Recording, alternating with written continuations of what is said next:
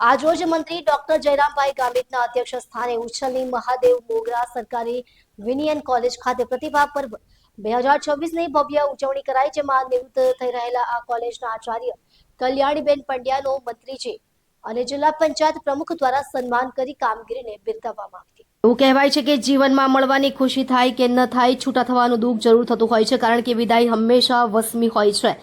આજરોજ મહાદેવ મોગરા સરકારી વિનિયન કોલેજ ખાતે મંત્રી ડોક્ટર જયરામભાઈ ગામિતના અધ્યક્ષ સ્થાને યોજાયેલ પ્રતિભા પર્વ 2026 અને TYBAના વિદાય સમારંભમાં આ વાત સૌએ અનુભવી. આ કાર્યક્રમમાં સ્વાગત ગીત દ્વારા તમામ મહેમાનોનું સ્વાગત કર્યા બાદ તમામ મહેમાનોનું પુષ્પગુચ્છ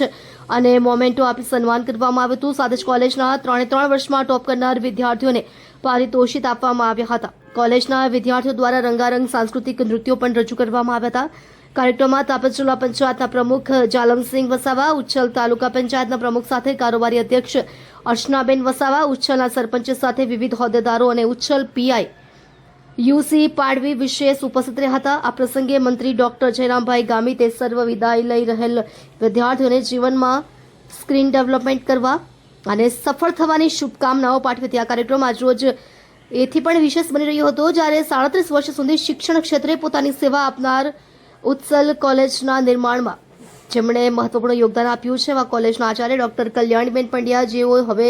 નિવૃત્ત થઈ રહ્યા છે, તેમને મંત્રી ડોક્ટર જયરામભાઈ ગામિત દ્વારા તેમના ભવ્ય અને દીર્ઘ કાર્યકાળ માટે સન્માનિત કરી નિવૃત્ત જીવન માટે શુભકામનાઓ પાઠવી હતી. તાપી જિલ્લાના તમામ પત્રકારો વતી પણ ડોક્ટર કલ્યાણીબેન પંડ્યાને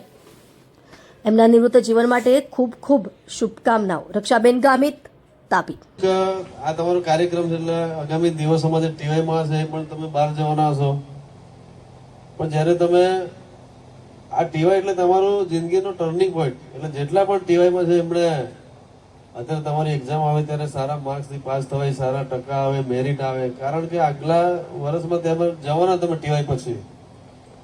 તો જો મેરિટમાં આવી જશો તો તમારું કેરિયર બનશે. કદાચ આપણે મેરિટ કદાચ આમ તેમ થાય તો આપણને પ્રોબ્લેમ થાય, એટલે ટીવાયના જેટલા પણ અને બધા જ લોકોને આ તમારી એન્યુઅલ એક્ઝામ આવે ત્યારે આપણા કોમ્પિટિશનના જમાનામાં આપણે એક્ઝામ વખતે ધ્યાન રાખીને સારું મેરિટ આવે એના માટે બધા લોકોએ પ્રયત્નો કરવા જોઈએ. અને ખાસ કરીને આ ટીવાય પૂરું કરશો પછી ખાલી MA BEd આપણે તો મોસ્ટ ઓફલી MA અને BEd ની જ વાત કરીએ, પણ ઘણા બધા પ્રોફેશનલ કરશો,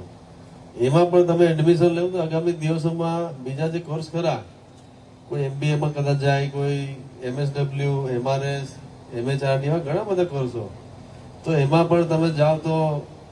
જે રીતે અત્યારે આ સમયને ધ્યાનમાં રાખીને આ ઘણા બધા જે પ્રોફેશનલ કોર્સો એનું પણ ખૂબ ડિમાન્ડ છે. અને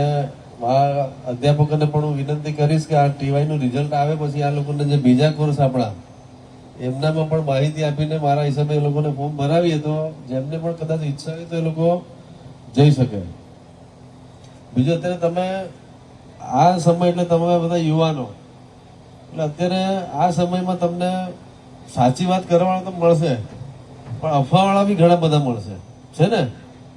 આવું થવાનું તેવું થવાનું, અને આપણે સાચી વાત જલ્દી ઉતારતા નથી, અફવા જલ્દી પ્રસરાઈ જાય, એટલે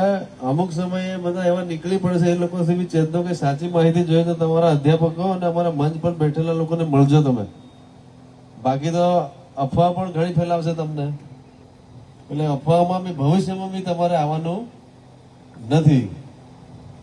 બીજી વાત રહી, મેં જે રીતે તમને વાત કરી અભ્યાસ, આગળ તમે અભ્યાસ કોઈ પણ ફેકલ્ટીમાં જશો ત્યાં ભણવા માટે તો સરકારશ્રીની ફ્રી સિમ કાર્ડની યોજના પણ કોઈ જગ્યાએ માની લો વર્ષની 40,000 ફી હશે તો એ સરકાર ભરે છે ફ્રી સિમ, એટલે સરકારની જે યોજનાઓ છે એની